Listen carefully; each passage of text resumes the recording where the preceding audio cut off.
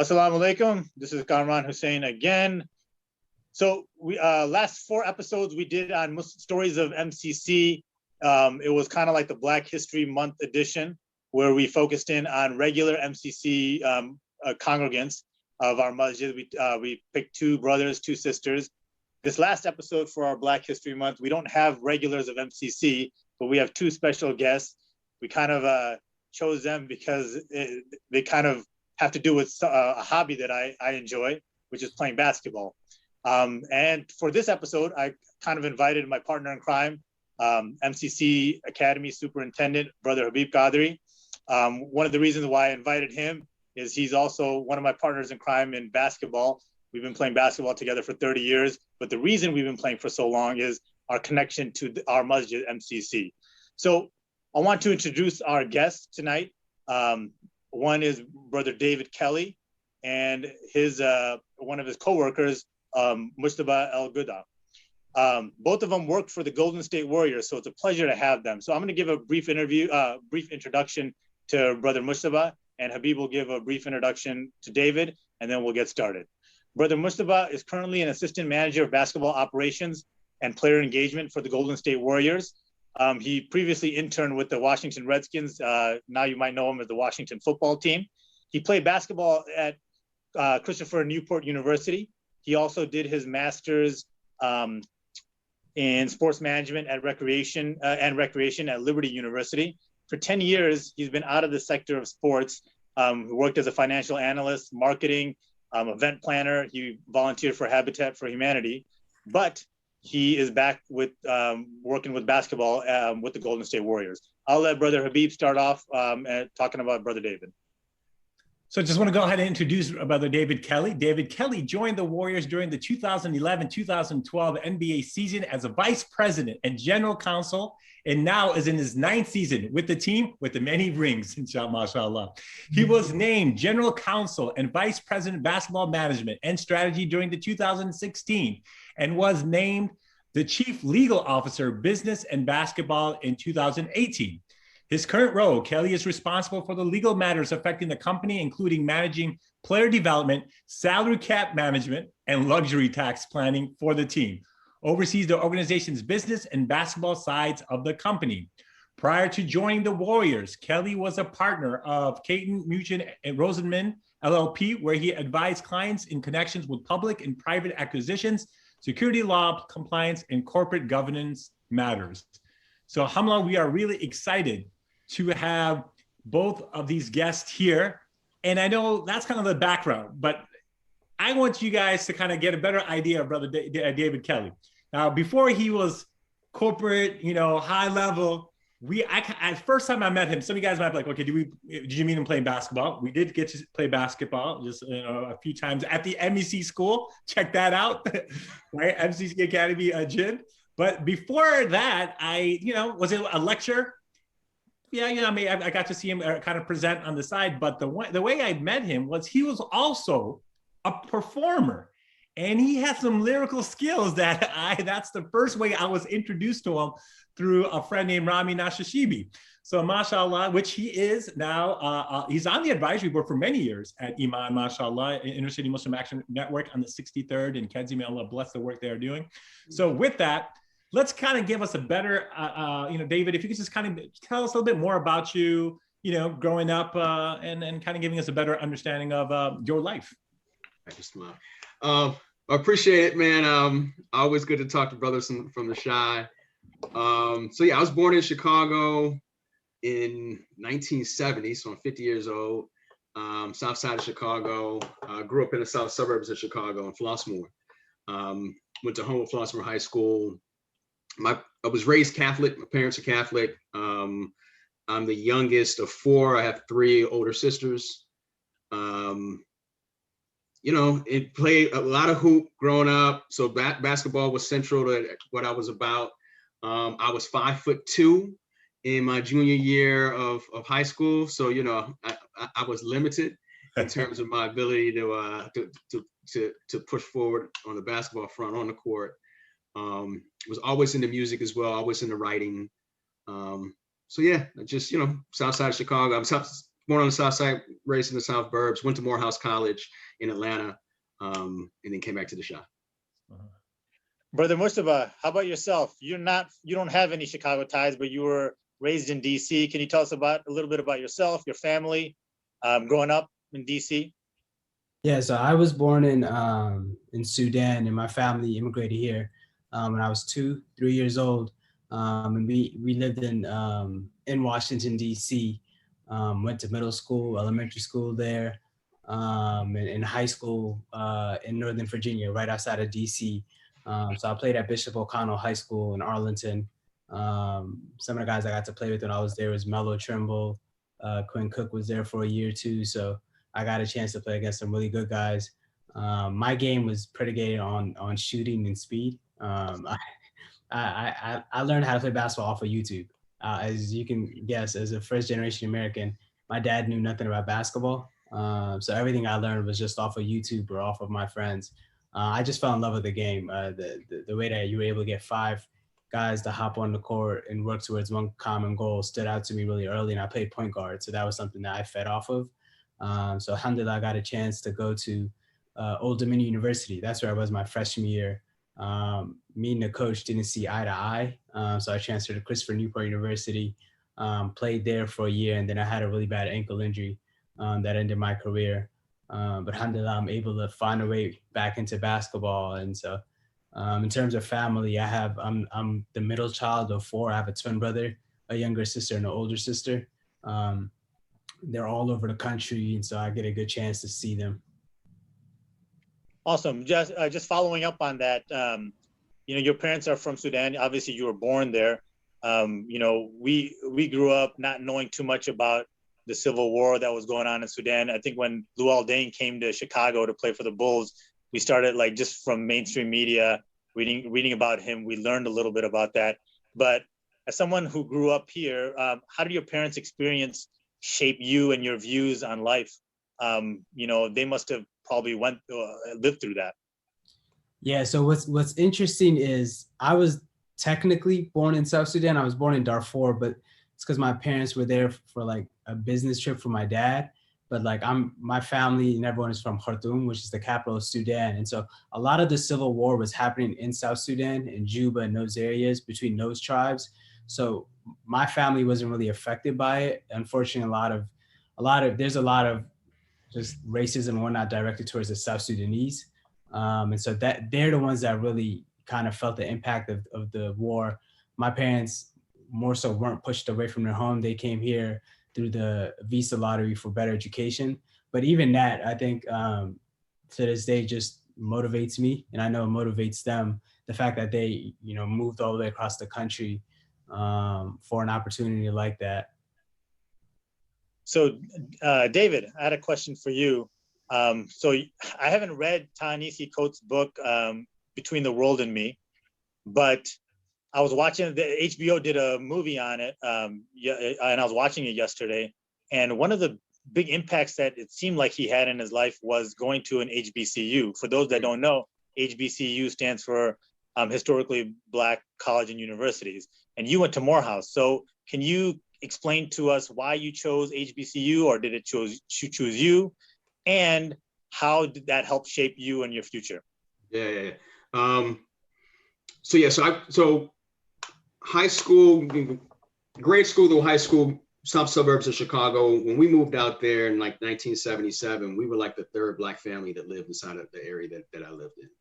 And so I had to deal with, I loved growing up out there, it was great childhood, great opportunities, blah, blah, blah. But dealing with, a lot of racism and just not a lot of, Black folks around, or just even non-white folks around.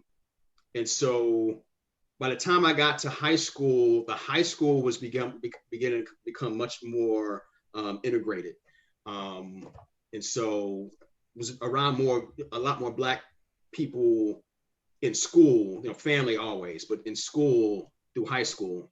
And I just felt like that part is just understanding that part of my identity and just wanting to be around more people who were like me. Like I felt like I knew how to be inside of rooms when I was the only one. I knew how to operate and navigate and function, all of that kind of stuff.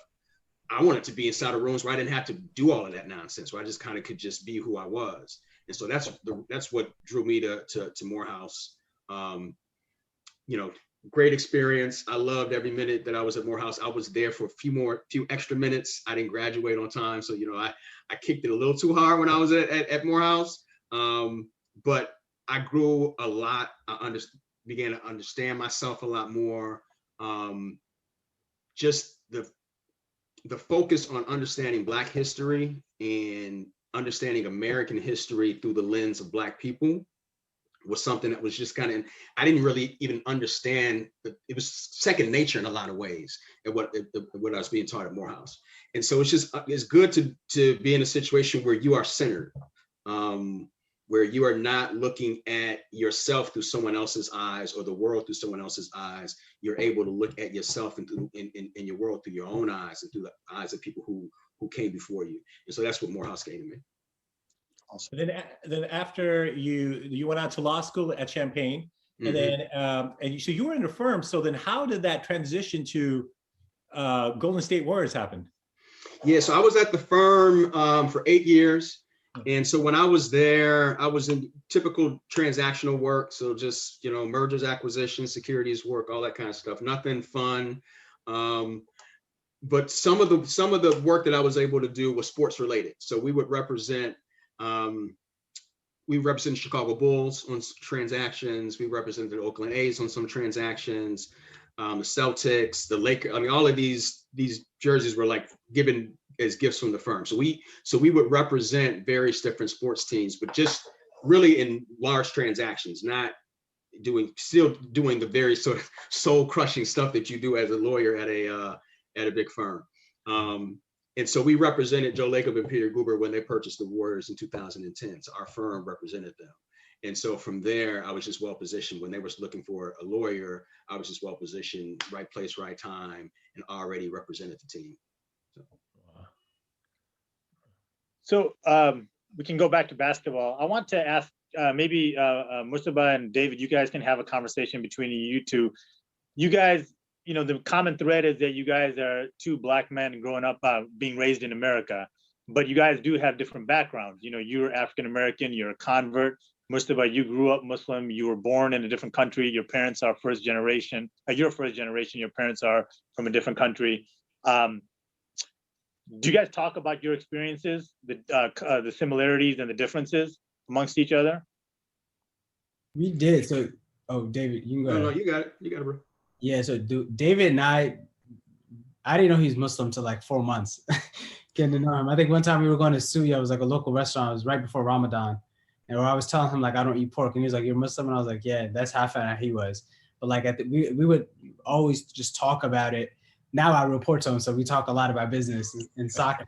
But we would always just have conversations about, because he has his 2 young sons that I'm familiar with. And we always just, like, I probably have similar backgrounds to kind of what they're going through now, because I grew up here as a Muslim teen. And so we always just had those conversations about kind of, you know, how, and I don't know, one thing he's mentioned to me is how intentional he is about people pronouncing his sons' names as Ibrahim and Khalil, not Abraham or Khalil, stuff like that. I know we've had conversations about. How about you, David? Yeah, I mean, a lot of similarities, a lot of differences too. I think that for me, as a convert to Islam, you know, I first really got aware of Islam when I was at Morehouse. Reading the autobiography of Malcolm X was one of the first texts that kind of got me just really thinking about Islam. And so, yeah, so the things that my kids are facing as Muslims, like I didn't have to face that as a teenager. I didn't have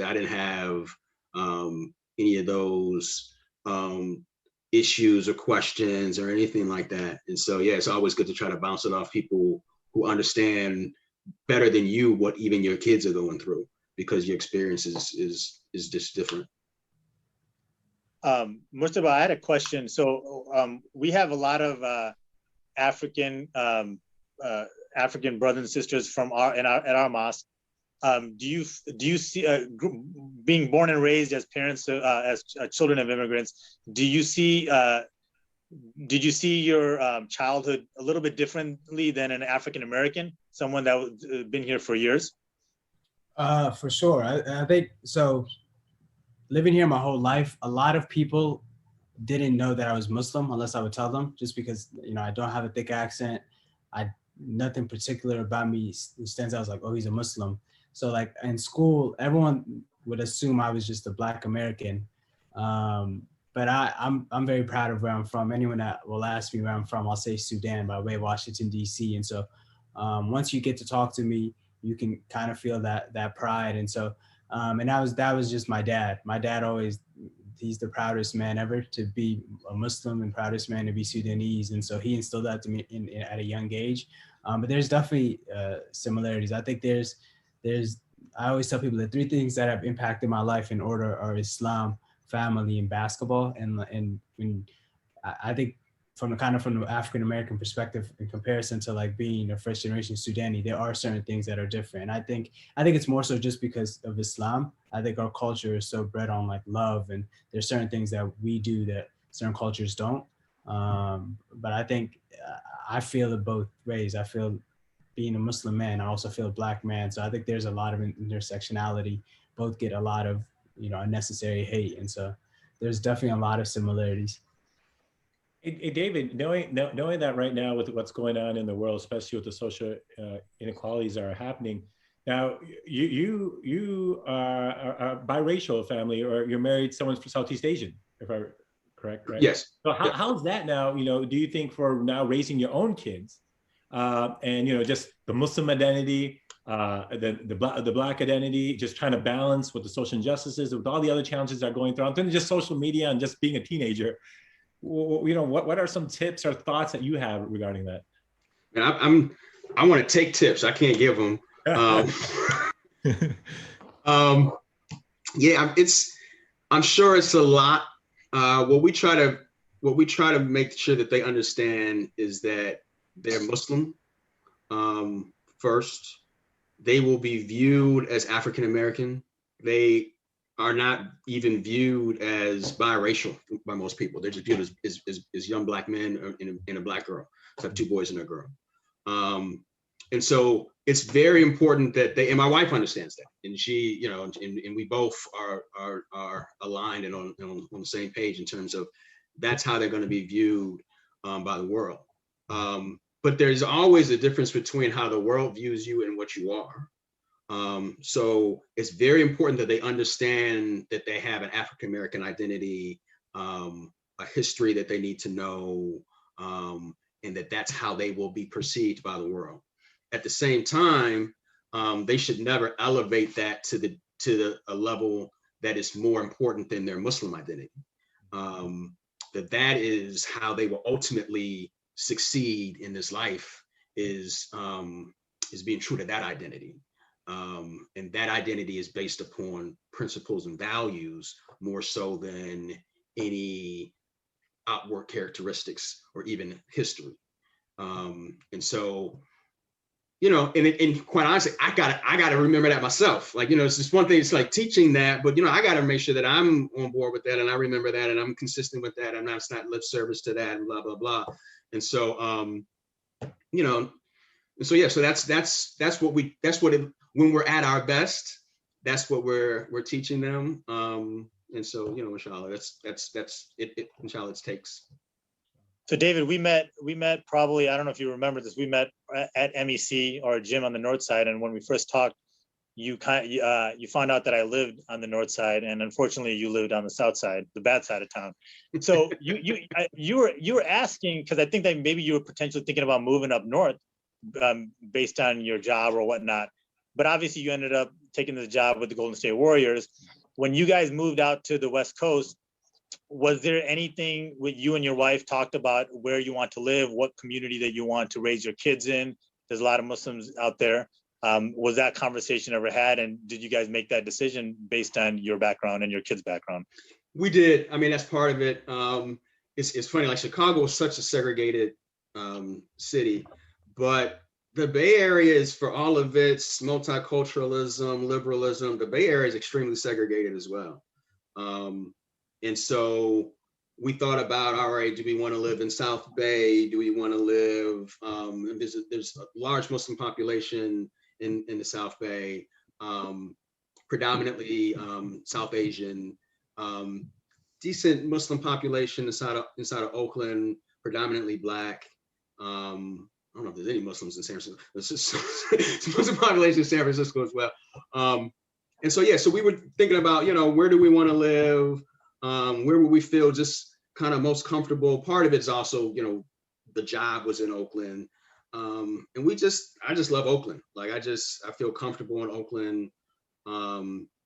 We wanted our kids to be someplace where, school is important. So we want to make sure they were inside of really good schools. But I didn't want them to be in the suburbs, basically growing up. As much as I love my childhood, having to go through certain things that I had to go through, I wouldn't want them to have to go through. I don't want them to always feel like they're the only one inside of the situation that they're in. And beyond just school, just walking down the street, I just want them to just feel like there's people who look like them, there's people who don't look like them. There's just, and I think Oakland, at least Oakland where we live, has that. And so that was important to us. Just the best of the Bay Area is beyond the segregation. There's certain pockets, I think, where people just kind of get on with one another. And I think you get that more in Oakland than you get it in a lot of other places, quite honestly. Knowing that we're like Chicago is, MCC is one of the oldest mosques. So, we have like the North, we have like 3 buildings, but, 2 of them which are used for the prayers. Even though, we do have our diversity, and even in our school now we have about 46 different countries, but there are some areas that, we know that we need to improve on as mosques. And you've had that experience going to various masajids throughout, maybe through your travels and stuff. What are some advice or suggestions that you could give us for our organization to be more welcoming for making sure that not just the Southeast Asian Arab community, but other community, that you could say, hey, here's some things that I think, from your conversations with others or your own experience, that you think this could help, for us to making sure that experience for Muslims of all other ethnic groups feel more comfortable. Yeah, so it's funny. So when I first converted to Islam, I was working out in Deerfield. And so I was trying to figure out where I was going to pray. Like I was fired up. So I was trying to figure out where I was going to pray. And I ended up praying at the Bosnian mosque where Imam Sanad Ajik was the Imam. And so that was basically my home mosque, although I was living on the South Side. And so, predominantly, Bosnian community, but the khutbahs would not just be focused on Bosnia. They were focused on, the states. They were focused on things that just are going on inside of the world. It wasn't, and you get this at Black mosques, you get this at Arab mosques. It's the khutbah is focused solely on the race or the ethnicity of the people who are in the. And so for someone like me who was a convert, I just wanted to soak it up and to be inside of that space where I felt like we're talking about principles and values and things that are going on that mattered to me, and I didn't feel foreign there. That was immensely important to me when I first converted to Islam. As I think about it, I get a little emotional as I actually think about it. Like that was just a beautiful time in my life, and just being there in that community.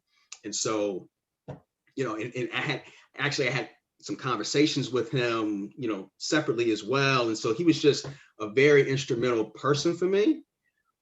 Just on a few meetings in that community was very instrumental. And I think it was his influence in the openness.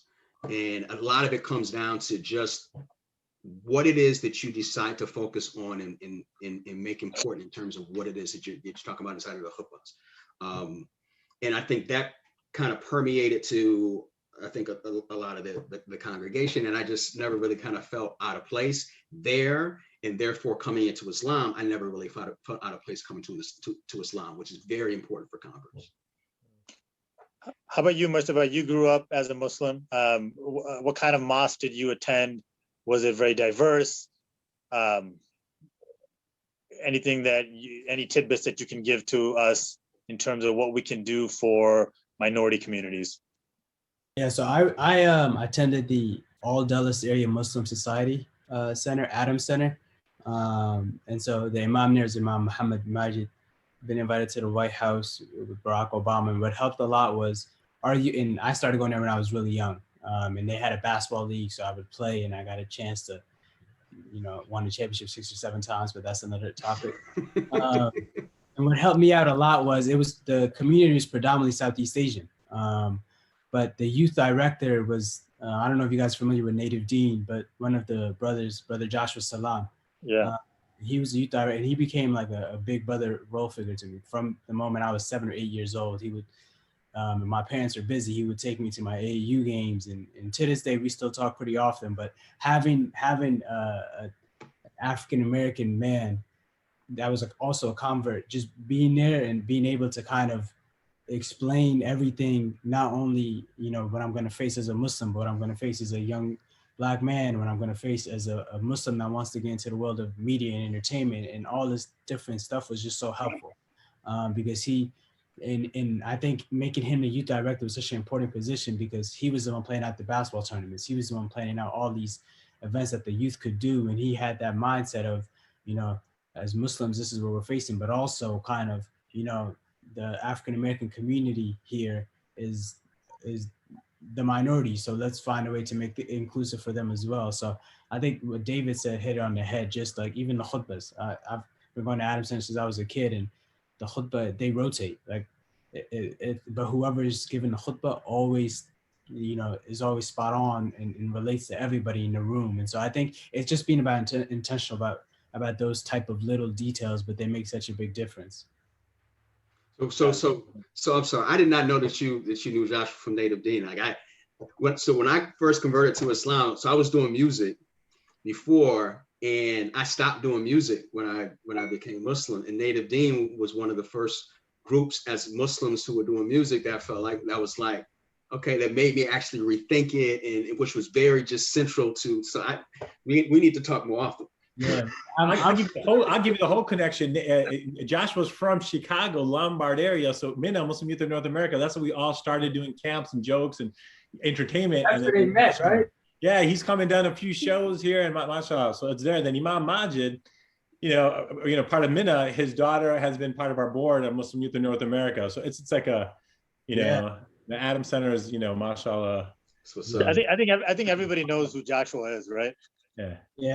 In North America. Yeah. All right. I didn't know how big of a deal he was till I left that area, and I would meet a bunch of Muslims and they would know him, and I was like, "Oh, Brother Joshua, that's like."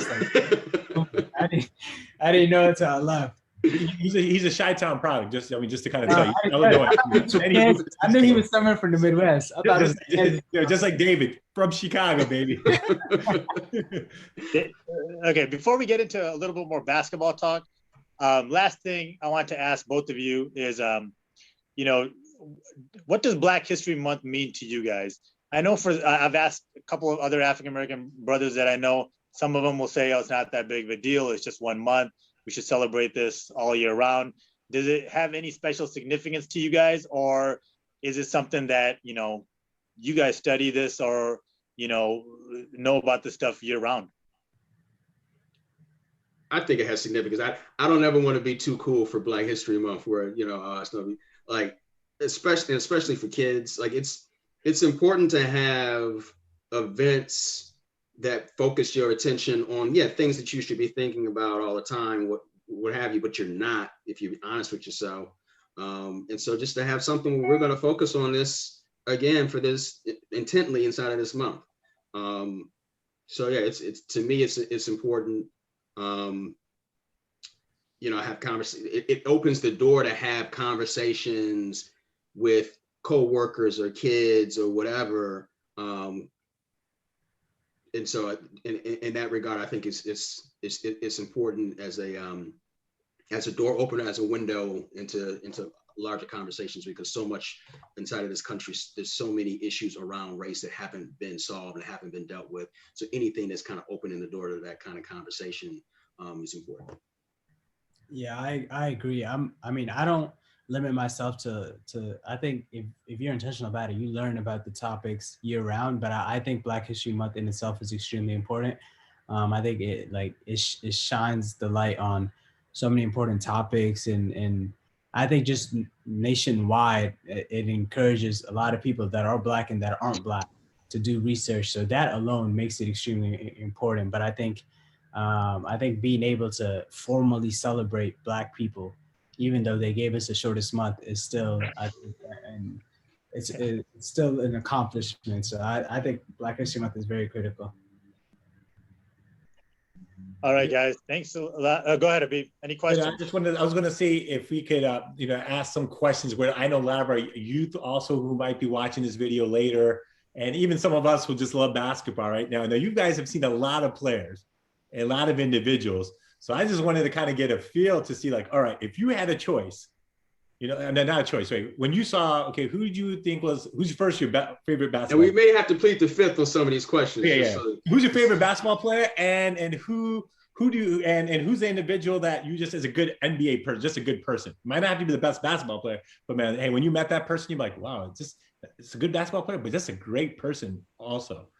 So David might have me be here because he's been around in the league a little bit longer. But for me, in terms of my favorite basketball player, I love just studying the game. So I have to give two answers. Number one, Kevin Durant from Washington, D.C. I got a chance to go to a couple of his camps when I was young. So just seeing how his game has steadily improved as a basketball fan, you have to love. And then secondly, I probably have to go with Kyrie Irving, like as a point guard. I thought I was that good with my handle. So watching him is like a reflection of what I thought I was. So when you just watch him play like against the Clippers last night, it was just ridiculous. So those two. And then in terms of best person, and this is because I had a chance to just work with him when he was on our team, Glenn Robinson III is one of the best human beings I've ever come across. He's genuine. We did a book club at work, and he I was sitting next to him and I was looking at the email. He looked over, he's like, I'd like to do that. And I was like, okay. So he came and spoke to our employees about the importance of respecting women in the workplace. And so for me, he was someone that I just enjoyed being around. You're too young. I still remember Glenn Robinson, the guy that played at Purdue.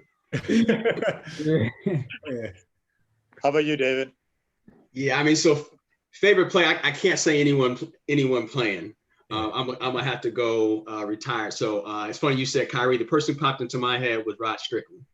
Oh wow! Like DePaul. Yeah, DePaul. So my mother went to DePaul. I was a DePaul fan growing up. Like Aguirre, Cummings, Bradshaw, Teddy Grubbs. Like so those old school DePaul teams were like to me some of the best teams that never won a championship.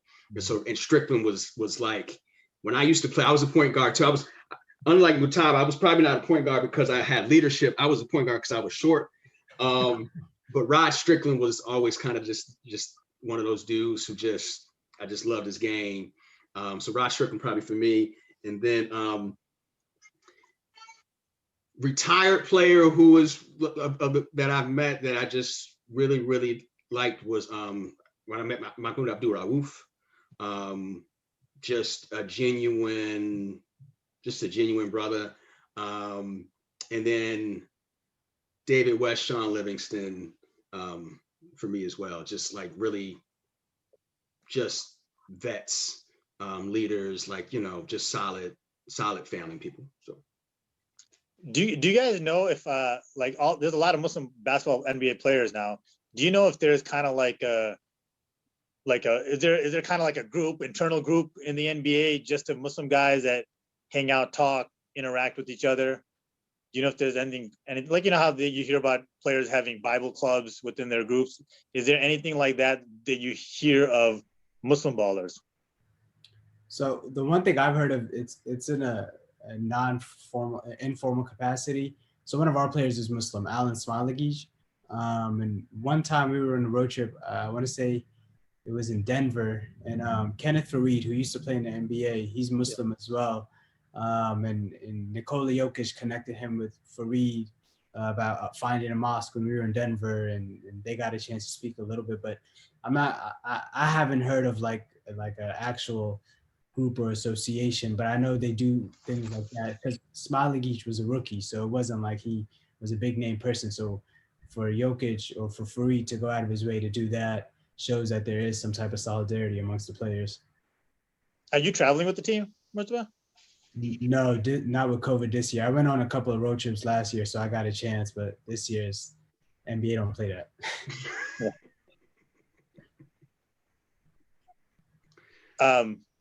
I had a question for you, Mujtaba. You played obviously high-level high school ball. Then obviously you went to Old Dominion's a pretty good school for basketball. Then you obviously played college ball until you got hurt. Can you tell some of the younger kids that think that they're going to make the NBA? Can you tell the difference between the levels that you see? Like how much harder is it to play from high school ball to college ball, from Division II to Division I, and then obviously now you see NBA players up close and personal? Yeah, I would say it starts even as you enter high school. What was not, I won't say my downfall, but what held me back was I never took like the actual off the court stuff seriously. Like I would go to McDonald's after every practice. Our coach would tell us to get up on Saturday mornings and do individual workouts. I would shoot 20 jump shots or try to emulate Kyrie Irving and call it a day. Like I would not watch film like I used to. I just relied purely on, you know, my length and my skills. And so it starts with that. Like you're not going to succeed. I don't know how I succeed at the high school level, because typically you're not going to if you don't do those things. And then when you get to college, starting off at Old Dominion was like a reality check because I didn't play much. And not only because it was Division I, like I probably thought I was better than the third string point guard, but he just outworked me. It comes down to that. Like any level, whether it's Division I, II, or III, to play collegiately, you have to do the little things. You have to watch film. You have to take care of your body. You have to get the extra shots up, and you have to understand the offense. It's all the things that sound like they're meticulous and boring. That's what separates you apart. And then the biggest thing, like I think this new generation gets caught up so much on if you don't make Division I, you didn't succeed. I got a chance to play Division I, then I played at Division III. I love Division III a lot more. Yes, the amenities weren't the same, the travel wasn't the same, but I got to play. End of the day, you play basketball because you love it. So I got a chance to play, whereas Division I barely touched the court. So there's nothing like getting the chance to play, because after college, for a majority of us, you're never playing again. And so like prioritize that, prioritize getting an opportunity to play. So that's the best advice that I can give. Habib, any other questions? David, like your process, what would be some tips for the young ones? So when is this basketball, but just life itself, right? Like what are some skill sets that you think really helped you to get to where you have, where you have reached, right? And if you could kind of give some tips from the, from the spiritual aspect of it to just life skills or work skill habits that you think are really important for these individuals to be successful, in your career, faith, and then, and then even basketball. Yeah. I think there's a lot of ways to get from point A to point B. And the way that you get, for me, the way that what I had to understand is, what is it that's different about me? What is that that's different about my background, my upbringing, that's going to chart my path from A to B, which may be different than anyone else, will be different than anyone else's path from A to B. Even if we're trying to get to the same goal, we're just approaching it from different directions. And so I didn't really worry too much about whether or not I was doing the same thing as somebody else, or trying to keep up with this person or anything like that. I could kind of really just focus on, all right, what am I good at? What do I like? What do I think? And all right, how do I bring those things to bear in order to try to move through whatever I'm trying to move through? And what I found was my background was someone who knew how to be inside of rooms, navigate certain situations in rooms, and get on with a lot of different, because that was just my upbringing. I mean, that's just what it was. I couldn't recreate it. It just, it landed on me. So, all right, how do I take that? And it irritated me in a lot of respects. But now, how do I take that and use it to my advantage? How do I take that and use that? All right, so it is what it is. How do I move that? At the same time, the other thing is, when things are landing on you, how do you make sure that you don't let the things that are negative that have landed on you, or the limitations that have landed on you, hold you down? And so what are some of the things that maybe have landed on you that you need to shed? You need to get rid of that. And so I always try to be honest with myself about, right, what are my strengths? What are my weaknesses? And question myself, like for real, which is quite honestly how I came to Islam. Because years before I converted to Islam, I knew that I didn't believe in Catholicism. I knew I didn't believe in Christianity. And I actually started just questioning religion altogether, questioning God altogether. And I just got to the point, I'm going to question everything. And once I just kind of stripped everything down and questioned everything, is how I actually ended up coming to Islam. And so I would just say, be brutally honest and question things, and understand that your path and your background is going to lead to it's going to walk a different road than other people. So don't be worried about that. That's too serious of a question. So I have one. You know how the players say the losses hurt more than the victories? Do you still think about losing 2 championships or the 3 victories? I mean, I think about the loss we had 2 nights ago, I think about the Charlotte game. I mean, so like, it's not like I didn't win anything, right? It's like I got to sit and watch guys win things. And so it is kind of surreal. Like when they won in 2015, it's not like a huge joy, and to me, it was kind of more of hey, this is pretty cool. This is good. And I actually ended up kind of watching other people. There was I watched Eric Housen, who is our equipment manager, and he has been with the Warriors for 20, 30 years, the most devoted employee, doesn't take a day off, the hardest working person in the building, period. And so I actually found myself kind of looking at him and seeing how he was experiencing it more than myself being all caught up in the moment, because I ain't hitting any shots. It was, and so yeah, so the wins are kind of like, you're like an outsider, kind of like watching it and watching the people who actually made it happen. But the losses, for whatever reason, feel like when we lost to the Cavs in 2016, the whole summer, I did not watch the LeBron block on Andre. Anytime I was watching a highlight and it came on, I had to turn the TV off. I just could not, I couldn't watch it. So I think, yeah, the losses probably sting more, and the wins, as much as it's like we won, no, really, you're kind of watching people who won, they won. And so, it's not like it's not like being a hip hop artist, you're on stage. You're not on stage. You're kind of behind the stage watching people do their thing. And so play your position. Did you ever perform at the Golden State Arena? Did they know that you could that you could flow?